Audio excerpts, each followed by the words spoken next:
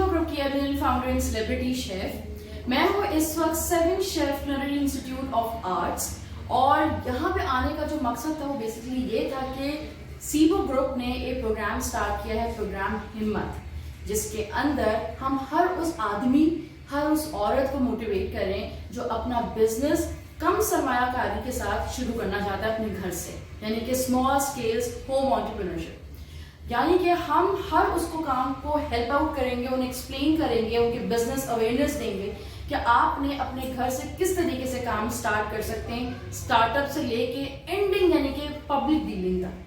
तो इसका सेशन जो है वो आज 7 शेफ्स में था और सीबो ने इसमें बहुत अहम किरदार इसलिए अदा किया क्योंकि पिछले 4 साल से हम इस पर काम कर रहे थे। डिफरेंट सेशंस और डिफरेंट मोटिवेशंस तो हो ही रही थी, लेकिन प्रॉपर तरीके से इसको लोगों तक लेकर आने के लिए 7 शेफ्स ने भी हमारी बहुत हेल्प की और सीबो मैनेजमेंट कंपनी ने भी बहुत हेल्प किया।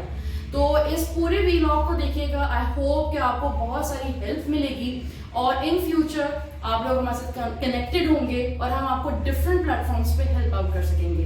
तो इस वीलॉग को देखें और लाइक कीजिए हमारा चैनल ताकि आप लोगों को इसी तरह की इंफॉर्मेटिव वीडियोस इंट्रोडक्शन देगा कि बेसिकली सेशन का कॉन्सेप्ट है क्या।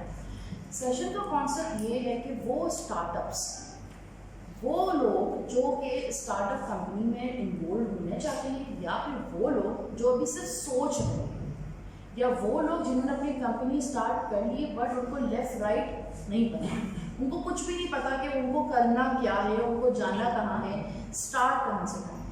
बेसिकली हमारे 3 सेशंस होते हैं। एक हमारा ये बिजनेस बूस्टिंग और अवेयरनेस क्लासेस होती है जैसे कि अभी आज आप लोग लेंगे। इसके बाद हमारा क्राइटेरिया नंबर 2 आता है, उसके अंदर होता है 1-on-1 सेशन। उन लोगों के लिए 1-on-1 सेशन होता है जिनके बिजनेस थोड़े से स्टेबल होते हैं और वो एक ग्रेजुएट स्टूडेंट का काम कर रहे थे, उसके बाद उनका काम किसी भी रीजंस की वजह से या तो डिक्रीज हो रहा है या फिर वो ऊपर आ नहीं रहा है, ठीक है ना। तो वो 1-on-1 सेशन से फिर आप उनसे बातें सुनते हैं क्योंकि वो अपनी बहुत सारी स्ट्रेटजीज, वो अपनी बहुत सारी बातें किसी दूसरे के साथ शेयर करना नहीं चाहते। तो वो पीरियड तक अपने आप को कैसे ख्याल रखना है या अपने बिजनेस को किस तरीके से आगे काम वर्किंग करना है, तो वो जो चीज़ होती है ना वो बड़ी इंपॉर्टेंट होती है। तो हमने अपने प्रोग्राम हिम्मत बेसिकली सीबो का एक विंग है, सीबो मैनेजमेंट कंपनी का एक विंग है। सीबो के 2 पार्ट हैं, SIBO itself, it's a platform, और उसके अंदर हमारे 4 डोमेन्स हैं और SIBO management company has 5 departments, 5 wings, उसके अपने 5 विंग्स हैं जिसके अंदर फिजिकली हमारा हर चीज़ होती है। जैसे हमारा नंबर 1 प्रोग्राम हिम्मत है और वो सिर्फ इसलिए नाम रखा गया कि हमारी हिम्मत कभी कम नहीं होनी चाहिए, हम हमेशा हिम्मत से और आगे बढ़े और हर चीज़ में अपने आप वो कनेक्टेड है। ये बहुत ज़रूरी है कि वो गूगल से कनेक्टेड हो आपका कोई भी ब्रांड, क्योंकि आपकी जीमेल आईडी उसके साथ कनेक्टेड होती है, आपको फ़ोन से एक्सेस होता है, आपको लैपटॉप से एक्सेस होता है, आपको जो है वो मोबाइल से आपको एक्सेस होता है, हर तरीके से आपको एक्सेस होता है फेसबुक से। तो आप कोई भी चीज़ अगर आप बना रही हैं या कोई भी पेज आप मेंटेन कर रहे हैं, कुछ भी चीज़ आपके दिमाग में आई है, तो आपने सबसे पहले फेसबुक के पेज को बनाना है। अब फेसबुक के पेज को हम कैटेगराइज करते हैं, किस तरीके से कर सकते हैं। राहत के लैपटॉप से फेसबुक का पेज खोल सकते हैं ऐसे स्क्रीनिंग तो अगर हम उसे कुछ 4 सवाल करने हैं ना तो वो जवाब भी देगा। हाँ, यूँ आप लोग कह सकते हैं हम लोग कुकिंग एक्सपर्ट्स हैं, ऐसे मेरी अम्मी कुकिंग एक्सपर्ट है, वो मुझसे अच्छा खाना बनाती है, लेकिन वो अपने आप को शेफ़ नहीं बोल सकती। शेफ़ जो है वो बेसिकली रेसिपी क्रिएट करता है और उस क्रिएशन को कोई भी नाम दे सकता है, लेकिन एक कुकिंग एक्सपर्ट कोई चीज़ क्रिएट नहीं कर सकता। अगर वो क्रिएट कर रहा है तो उसको नाम नहीं दे सकता। मेन्यू में नाम भी शेफ़ दे सकता है, कुकिंग एक्सपर्ट मेन्यू में नाम नहीं दे सकता, चाहे वो कितना अच्छा खाना बनाता हो। एग्जैक्टली सेम थिंग में भी है। एक पेस्ट्री शेफ या एक बेकरी शेफ, लोगों को तो पता ही नहीं कि पेस्ट्री शेफ और बेकर शेफ में फ़र्क क्या है। सब ये कहते हैं कि बस हम तो जो है वो पेस्ट्री शेफ।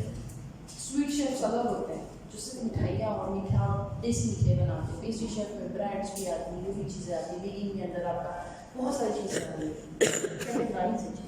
सेम एग्जैक्टली इसी तरीके से इवेंट प्लानिंग के अंदर भी इवेंट प्लानर और क्राफ्टर्स दोनों एक ही आंसरेबल ना हो। उस आंसरेबल ना होने की सबसे बड़ी चीज़ ये है कि आपने अपनी फैमिली को सबसे पहले कॉन्फिडेंस में देना है। अगर आप मैरिड हैं तो आपका स्पाउस, आप उसको झूठ ना बताएं, झूठ ना बोलें, गलत बयानी कभी ना करें, नेगेटिविटी ना फैलाएं। सच बोलें।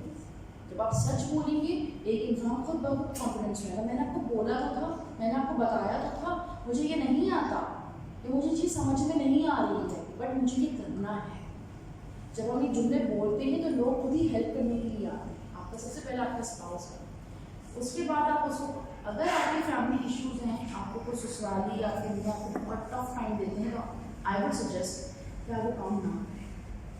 क्योंकि जब काम स्टार्ट हो जाता है ना, और जब पैसे आने लगते हैं, और फिर जब छोटी जब ग्रोथ करता है इंसान, तो अपॉर्चुनिटीज़ मिलने लगती हैं। क्योंकि काम आपका नज़र आ रहा है, अपॉर्चुनिटीज़ भी मिलनी है। आप कब तक उस अपॉर्चुनिटीज़ को ड्रॉप करके अपना दिल मारेंगे? दूसरी चीज़ खुदा के लिए मैंने खुद देखे, कश्मीर का मसला चलना शुरू हो गया। गूगल पे जाते हैं, वहाँ की पिक्चर उठाते हैं, नीचे अपने एप्लीकेशन पे उसके नाम को मिलाते हैं और अपना नाम लेके चला देते हैं। सबसे पहले नाम करने से पहले आपने उसको पेजेस के ऊपर, इंस्टाग्राम के ऊपर, गूगल के ऊपर, खास सबसे अच्छा मीडियम पर फेसबुक होता है। आप नाम जो भी सोच रहे हैं, आप वो नाम सर्च इंजन में रखें, सोचें कि क्या नाम। उससे क्या होगा, आपका सबसे अच्छा तरीका ये होगा कि आपको पता चलेगा जो नाम अगर आप फॉर एग्जाम्पल ढूंढ रहे हैं, तो ऐसा तो नहीं किसी और का नाम, ब्रांड का नाम भी वही है, ताकि फिर आप उसके ब्रांड को करें और अगर वो रजिस्टर्ड हुआ तो आपको सू कर सकता है। तो सबसे पहले आपने क्या करना है कि सर्च इंजन में जाके अपने नाम को, जो आपने जो भी नाम सोचें, जो 4-5 नाम निकालें और डिफरेंट सर्च इंजन पे सर्च करें, वही नाम है, थोड़ा सा आगे पीछे नाम करके आप वो काम स्टार्ट कर सकते हैं। बात आती है 7 शेफ्स की, इसलिए लोगो की बनी है। सीबो का लोगो है या 7 शेफ्स का लोगो है। बेसिकली जो ये लोगो का काम होता है, आपकी पर्सनैलिटी, आपकी ब्रांड पर्सनैलिटी को इंडोर्स करना। लोग इसके ऊपर 2 रुपये भी नहीं लगाते और ये चाहते हैं आसानी मेरी। आई होप कि आप सब पहले से होंगे, और मैं कुछ अपना इंट्रोडक्शन भी दे दूँ और कुछ अपनी टीम का भी इंट्रोडक्शन दे दूँ। मैं शेफ सबमिशन सीबो का क्रिएटर एंड फाउंडर, और आज मेरे साथ मेरी टीम में जो है वो आमना शाह है और आमना जिया, जो कि आपकी मोटिवेशन स्पीकर भी होंगी और हमारी ग्रुप मेंबर भी एक विंग को देती हैं प्रोग्राम सफर, और हम दोनों यहाँ हैं आप लोगों को गाइड करने के लिए। और आई होप कि आप लोगों को बहुत अच्छा लगेगा, और आज का बहुत ज़्यादा एक मोटिवेटेड और बहुत ज़्यादा डिटेल, और आप लोगों के क्वेश्चन भी जो होंगे उसको भी हम लोग कंसिडर करेंगे। तो ये क्या चीज़ है, किस तरीके से लोग उसको वर्किंग करते हैं, क्या हम काम करते हैं, किस चीज़ों में हम, हमारी क्या क्वालिटी ऑफ वर्किंग होती है, हमने प्रॉपर एक कंप्लीट डिस्क्रिप्शंस दी हैं। ये फर्दर चेंज होते जाते हैं, जैसे जैसे कि हम लोग अपने काम में इम्प्रूव्स करते रहते हैं, आगे बढ़ते रहते हैं, ये अबाउट्स भी चेंज होते रहते हैं। इसके अल्फाज, इसके सिलेक्टेड वर्ड्स आपको इतना हेल्प करते हैं, आप सोच नहीं सकते क्या हेल्प करते हैं। फॉर एग्जाम्पल कि मैंने कभी आपका पेज लाइक ही नहीं किया, ठीक है, लेकिन अगर मैंने अपने अबाउट्स में लिखा है I really love yummy chocolate cake, I really love yummy chocolate cake, और सेम एग्जैक्टली यही सेंटेंस इन्होंने लिखा, तो आपके सर्च इंजन के अंदर मेरा पेज शो नहीं होगा, क्योंकि उसके वर्ड्स और मेरे वर्ड्स सिमिलर, तो वो वर्ड्स यूज करें जो पब्लिक यूज करें, ताकि इससे जो है वो लोगों को रिलेटेड हो। जो आप जो काम करते हैं, मतलब कि बहुत ज़रूरी है, अगर आप इस तरीके से जो है वो नहीं करेंगे, आप एक क्या कहते हैं, अब देखिए ये एक है मारोन पेस्ट्रीज, ठीक है, मैरोन पेटिसरीज, तो इससे पेटिसरी से समझ आ रहा है कि basically what she is doing, ये क्या काम करती हैं, ठीक है, वो कैटेगराइज करें, यही मैं बेसिक किस्म की ऐसी इंफॉर्मेशन हो जो कि उसको इनिशियल स्टार्टअप उसके कैरियर के लिए बहुत ज़्यादा ज़रूरी होती है। You learn as the moment आप अपने कैरियर के अंदर प्रोग्रेस करते हैं, आपको आपके स्किल्स इनहेंस होते हैं और आपकी नॉलेज में इजाफा होता है।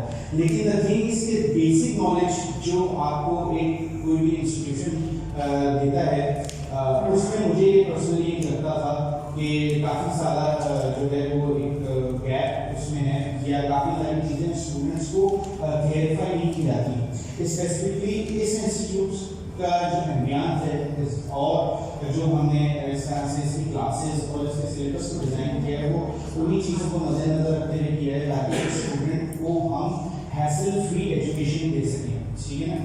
जो हमारी वर्कशॉप क्लासेस हैं इवन के उसके अंदर जो हमारी कोर्स आउटलाइन है वो कोर्स आउटलाइन भी हम प्रिंटेड फॉर्म के अंदर अपने स्टूडेंट को देते हैं ताकि उसका फोकस रादर देन राइटिंग उस कोर्स करेंगे कौन सी कैटेगरी आपके ब्रांड की जो है आपकी सेल्स बढ़ा सकती है, ये आपको नॉलेज से ही मिलेगी जो आपने किया। उसके बाद आप पेज बनाना है। सबसे पहले जो ये कोई भी हो जो सिर्फ सोच रहा है या सिर्फ जो अभी करने को स्टार्ट कर रहा है, उसका ये है कि वो सबसे पहले जो है वो इन सारी कैटेगरीज को इन सारी कैटेगरी को अपने अंदर एक होल करे, उसके बाद वो अपने ब्रांड को लॉन्च करे। अब यहाँ पे पॉज लेंगे, अब एक क्वेश्चन आपकी तरफ करिए कि सब लोग आप खाना बनाने वाले लोग हैं, आप राइस, ग्रेवी, स्वीट इसके सेक्शंस बनाएं। जब वो सालन खोले तो you have multiple options in salan, you have multiple options in rice, you have multiple options in salads, ये कैटेगराइज है। उसके बाद आपका जो ये जो पिक्चर सिलेक्शन होती है तो आपके पास दो चीज़ होती है। नंबर वन, आपके पास आपका अपना मेन्यू कार्ड होना चाहिए जिसके अंदर प्राइस नहीं लिखी हुई, क्योंकि प्राइस वक्तन फवक्तन चेंज होती है। इसलिए चेंज होती है, कभी चिकन महंगी है, कभी टमाटर महंगे हैं, कभी आलू महंगा है, कभी प्याज महंगी, किसी किसी की शॉर्टेज है। तो आपने सिंपल आप क्या देती हैं, आपके ब्रांड में क्या मिलता है, आप उसको एक्सप्लेन करें, ठीक है। उसके बाद दूसरा पार्ट ये होगा कि आपकी कोई डील्स होनी चाहिए। अगर if you are doing in the work in deals, फिर आपके पास एक डील होनी चाहिए। इंस्टाग्राम पे अपनी नॉर्मल मोबाइल की पिक्चर डालते देखिए आपको कभी भी अच्छी नहीं लगेगी, क्योंकि उसकी ड्राइंग इस तरह की होगी। बाकायदा इंस्टाग्राम की भी एप्लीकेशंस निकाली गई हैं जो उसको ड्रॉ करती हैं आपकी पोस्ट को। तो ये बहुत ज़रूरी है कि आप इंस्टाग्राम पर अगर हैं तो आप अपने आप को अपने बहुत ग्रूम करने की ज़रूरत है, अदरवाइज आप फेसबुक के पेज पर रहें तो बहुत अच्छी बात है। दूसरी बात मैं जो साथ ही साथ में करूँगी कि हमारे पास एक दोनों जगह ऑप्शन आता है व्हाट्सएप का। व्हाट्सएप बिजनेस हमारे अपने ब्रांड के लिए बहुत इम्पोर्टेंट है। हमारा नॉर्मल व्हाट्सएप जो है वो हमारे अपने पर्सनल यूजेज के लिए, लेकिन व्हाट्सएप का जो दूसरा एप्लीकेशन है वो है व्हाट्सएप बिजनेस। आप अपना कोई भी नंबर रजिस्टर करें व्हाट्सएप बिजनेस से और उसके बाद वहाँ पे कैटलॉग्स बनते हैं, आप वहाँ पे कैटलॉग्स बना सकते हैं अपने। मान लिया आप अपनी पूरी एल्बम्स आ सकते हैं विद योर प्राइस और डिस्क्रिप्शंस का आते हैं और आप अपनी व्हाट्सएप स्टोरीज भी मेंटेन कर सकते हैं। इसीलिए मुझसे लास्ट दफ़ा सेशन में ये बात बोली थी कि मुझे बहुत अजीब सा लगता है कि मल्टीपल टाइम्स जो है ना मेरी चीज़ें पोस्ट हो रही हैं, इंस्टा पे भी, फेसबुक पे भी, व्हाट्सएप पे भी, पेज पे भी, ग्रुप्स पे भी, स्नैपचैट पे भी। तो ये ऑकवर्ड नहीं है, मैंने उससे कहा नहीं। कोई ऑडियंस इंस्टाग्राम पे है तो कुछ ऑडियंस आपके पेज पे है, तो कुछ ऑडियंस आपके व्हाट्सएप पे है, कुछ ऑडियंस आपकी जो है वो स्नैपचैट पे, कुछ ऑडियंस आपकी यूट्यूब चैनल पे है।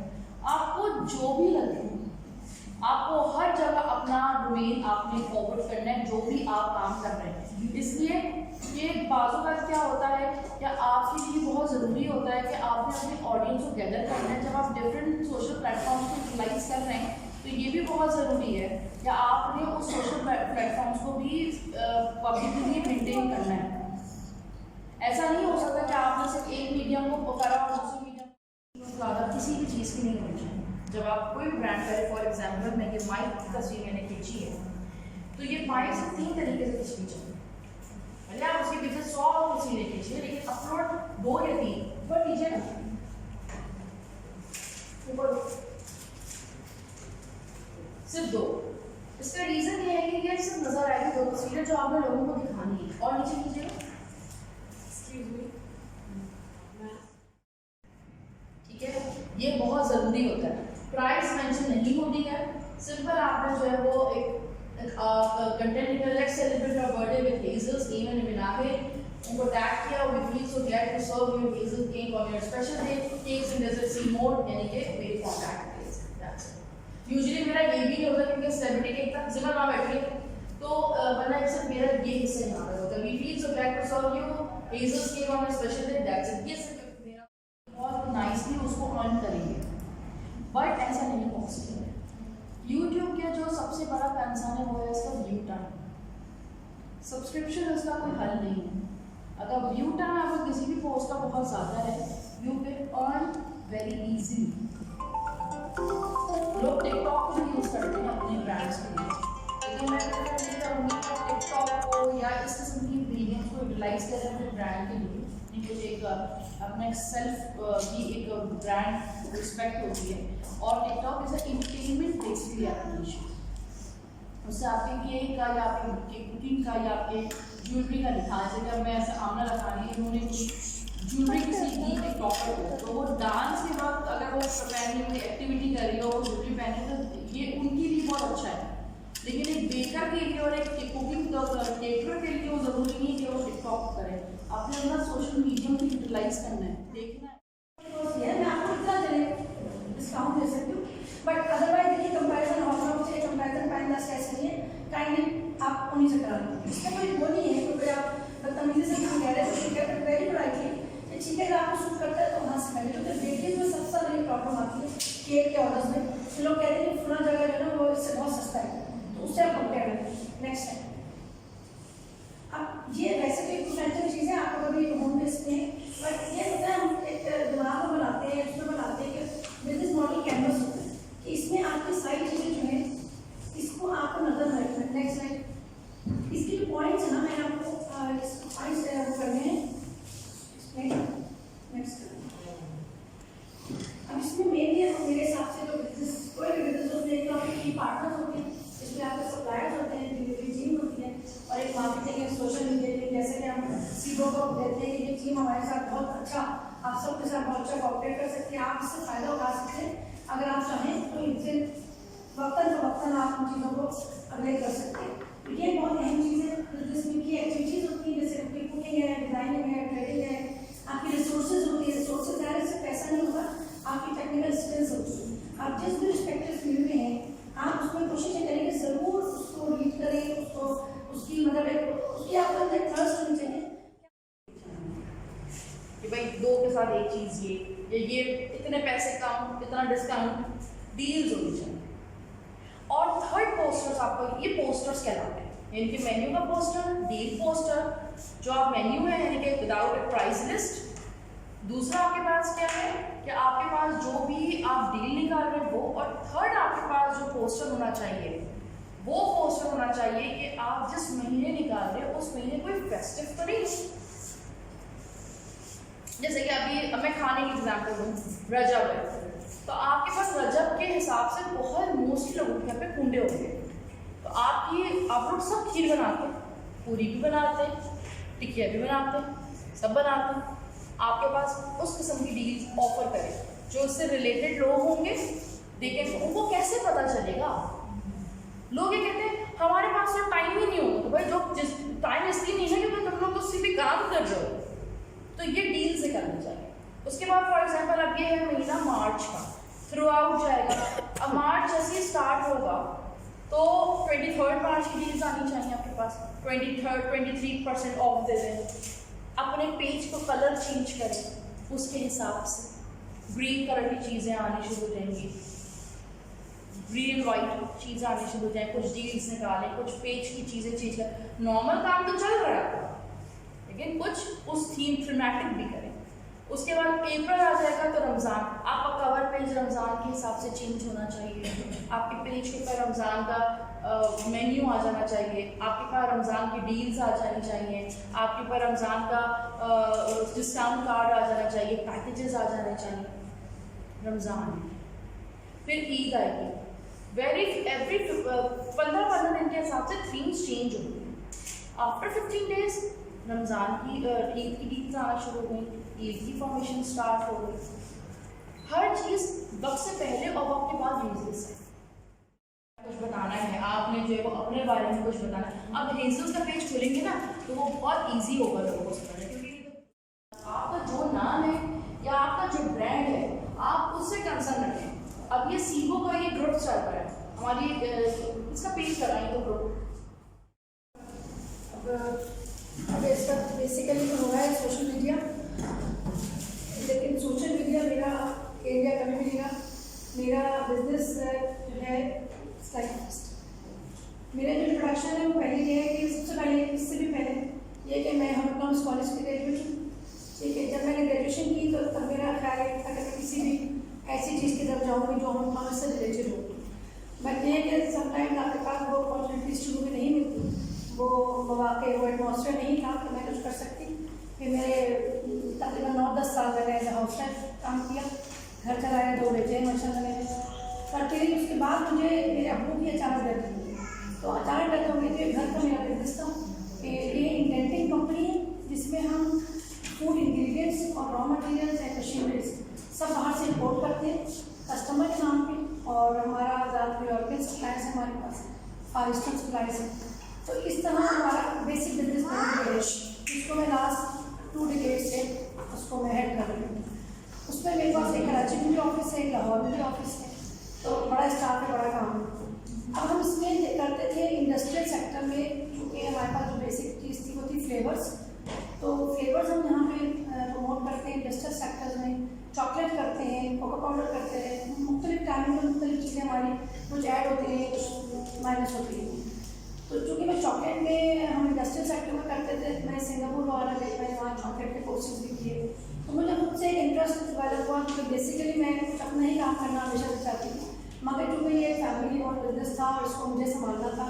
मेरे घर में मेरे अलावा कोई और नहीं था, मेरे फादर के डेथ के बाद जो इसको रन कर सकता। तो मैं उसमें आ गई और मेरे साथ जितनी भी मेरे एम्प्लॉइज़ की टीम थी, मैनेजर्स थे, उन्होंने काफ़ी हेल्प आउट किया, काफ़ी पुश किया इस बात के लिए कि मैं ये कर सकती हूँ। अदरवाइज़ मेरा अपना ख्याल एक था कि मैं ये नहीं कर सकती, और आफ्टर 20 ईयर्स जाहिर अब मैं कह सकती हूँ कि हाँ मैंने सक्सेसफुली इसको अल्हम्दुलिल्लाह चला दिया। फिर मेरा ये इंटरेस्ट हो गया था कि मैं अपना कुछ करूँ। तो सबसे पहले मैंने क्लोथिंग बिजनेस में आई, ये अब से बहुत बड़ी बात है, ऑलमोस्ट 25 ईयर्स पहले। तो बच्चे सब छोटे थे तो मैंने सिर्फ घर से काम करना था, मेरे पास इसके अलावा कोई अपॉर्चुनिटी नहीं थी, तो मैंने क्लोथिंग से स्टार्ट किया था। मैंने एग्जीबिशन लगाई, लाहौर में थी मैं, एग्जीबिशन लगाई, सेल किया। उसके बाद मैं कराची शिफ्ट हो गई। जब कराची शिफ्ट हुई तो फिर मैंने जब अपना ये बिजनेस स्टार्ट किया, फादर वाला बिजनेस, तो मेरी चॉकलेट पे अच्छी एक ग्रिप होती चली गई और मेरी स्टडी चॉकलेट में थी, मैंने कोर्सेज किए। तो फिर मैं हैंडमेड पार्सल चॉकलेट्स बनाना शुरू की। तो मेरा केक और चॉकलेट का बिजनेस 7 साल चलता रहा है, पिछले तकरीबन 5 साल से। लेकिन उसमें ज़्यादा फोकस मेरा चॉकलेट पर रहा, क्योंकि शायद मुझे ज़्यादा इंकरेजमेंट चॉकलेट्स पे मिली है। मुझे अभी भी बहुत सारे लोग, आई डोंट नो सीबो में कितने माशाल्लाह बड़ा ग्रुप है, बहुत सारे लोग अभी भी चॉकलेट वाली लड़की ही कहते हैं, क्योंकि मेरी चॉकलेट बहुत जबरदस्त है। केक्स में मैंने पीछे कर लिया अपने आप को, केक्स माशाल्लाह बहुत अच्छे बनाने वाले हैं। तो अब आजकल मैं सिर्फ चॉकलेट्स करती हूँ, और अभी एक नया मेरा है जो पेंटिंग्स का काम है, क्योंकि मैं कराची स्कूल ऑफ आर्ट से पढ़ी हूँ। तो वही बात है, क्योंकि बहुत कुछ कर लिया था, तो वो आहिस्ता आहिस्ता अब जो मेरा असल मेन बिजनेस है, इसमें मेरे 2 बेटे आ चुके हैं माशाल्लाह, दोनों IB से ग्रेजुएशन कर चुके हैं, वो आ गए। तो मुझे थोड़ा सा एक टाइम मिलना शुरू हुआ है कि मैं थोड़ा सा अपने भी मर्जी का कुछ कर सकूँ। तो मैंने ये जो अपना शॉप है ना पेंटिंग वाला ही शुरू किया। तो अब इसमें जो मेरा इंट्रोडक्शन था कि मैं क्या क्या चीज़ें करती हूँ, किसकी चीज़ से लिंक। और सामिया से मुझे किसी ने सवाल किया था कि सीबो में कब से हैं आप, तो मैंने कहा मैं सीबो में शायद सीबो बनने से पहले से सामिया के साथ मेरी बहुत पुरानी दोस्ती है, जब तक ये मेरी बिल्कुल बहुत छोटी है मुझसे, बट ये मेरी बहुत अच्छी दोस्ती है। अब ये नेक्स्ट है, अब जो मेरे हिसाब से जो मैं बिजनेस को देखती हूँ, क्योंकि सोशल मीडिया एक अलग सेक्टर है, और अदरवाइज बिजनेस को घर में बैठ के सोचना कि हमें किस चीज़ को इम्पोर्टेंस देनी है, किस चीज़ को हमें लेके चलना है, क्या चीज़ हमें आगे ज़्यादा सस्टेनेबल बिजनेस देगी। उन चीज़ों में मेन चीज़ होती है मेरे हिसाब से कॉस्ट, जो आप सब लोग डेफिनेटली देखते होंगे, और आप लोग ये देखते होंगे कि कॉस्ट आपकी, अगर आप लोग फूड से रिलेटेड है, कैटरिंग से रिलेटेड है, तो आपके पास एक बेसिक चीज़ों की कॉस्ट यकीनन आपने लिखी होगी, और अगर नहीं लिखी है तो डेफिनेटली लिखा करें, बल्कि हर मंथ उसको अपडेट भी किया करें। क्योंकि फूड इंग्रेडिएंट जैसे हम देखते हैं तो उसमें हर दूसरे दिन कॉस्ट चेंज हो रही होती है, प्राइसेस चेंज हो रही होती है, बढ़ रही होती है, और ज़्यादा चेंज क्या होती है, दरअसल बढ़ रही होती है। तो हम उसमें फिक्स नहीं रह सकते। तो मेन चीज़ हमारी होती है कॉस्ट। अगर हम रेसिपी को देखें तो रेसिपी कॉस्ट, अगर क्लोथिंग के बिजनेस को देखें तो जो मटेरियल कॉस्ट आ रही है उसको भी आप अपडेट करते रहें। कभी आप ये मत सोचें कि आपने 2 साल पहले इस चीज़ की ये प्राइस रखी थी तो ये आज तक ऐसी ही है, क्योंकि कस्टमर फिर आपको उसी तरह बहुत ही ईजी लेना शुरू हो जाता है कि जी इनकी तो प्राइसेस इतनी बढ़ी नहीं, क्योंकि इनका पता नहीं कितना मार्जिन है। तो आपको सबसे पहले कॉस्ट रखनी, और कॉस्ट में आप लोग जो घर बैठे हुए कर रहे हैं, जिनको ये पता है कि जी आपने किस किस चीज़ों में कॉस्ट लगाई, आप लोग किस चीज़ में कॉस्ट लगाते हैं? आप लगाते हैं कि जी आपको प्रोडक्ट लिया आया, आपने रेसिपी है तो रेसिपी कॉस्ट लगाई, यहाँ सर आपने इक्विपमेंट लगा लिया। लेकिन आपको बहुत सारी चीज़ें और भी देखनी होती हैं, जैसे कि आपकी कॉस्ट में आपके घर के यूटिलिटी बिल्स। अगर आपके घर में फॉर एग्जाम्पल लेके हम घर का अलग अलग सेटअप है, 4 कमरे हैं और 4 कमरों में आप एक कमरा एज ए किचन यूज़ करती हैं, आपकी एक किचन है इसमें आप 2 गैस ओवन यूज़ करती हैं, एक इलेक्ट्रिक ओवन यूज़ करती हैं, तो डेफिनेटली आपको बिल्स को कहीं ना कहीं तो आप बिल दे रही है ना उसका। ये नहीं है कि आपका घर वाला जो आपका जो भी घर में हेड ऑफ द फैमिली है, फादर है या हस्बैंड है या भाई है, वो जो बिल दे रहा है वो दे रहा है, जबकि यूज़ आप कर रहे हैं, तो आपको उसमें कंट्रीब्यूट करना है। अदरवाइज एक वक्त आता है कि आपको पता चलता है कि नहीं आपने बिजनेस तो किया लेकिन आपने कुछ भी नहीं कमाया, या आपके घर वाले कहते हैं कि हाँ ठीक है तुम काम तो बहुत अच्छे से कर रहे हो, मगर दरअसल तो खास इम्पैक्ट आया नहीं हमारे घर की इनकम में। उसकी वजह यही होती है कि हम बहुत सारी चीज़ों में इग्नोर करते हैं। हम घर की यूटिलिटी बिल जिसमें गैस भी है, इलेक्ट्रिक भी है, उन सबको हम इग्नोर करते हैं। इसमें ये नहीं होता कि आप एग्जैक्टली कोई चीज़ कैलकुलेट करके रखिए, इसमें होता है इन जनरल कि अगर आपका 1000 रुपये का बिल आ रहा है तो आप ये सोचें कि हाँ ठीक है आपने महीने भर में 20 केक बना के दिए, तो आपने इतनी देर यूज़ किया गैस ओवन या इलेक्ट्रिक ओवन, तो एक अप्रॉक्सीमेट आइडिया होता है।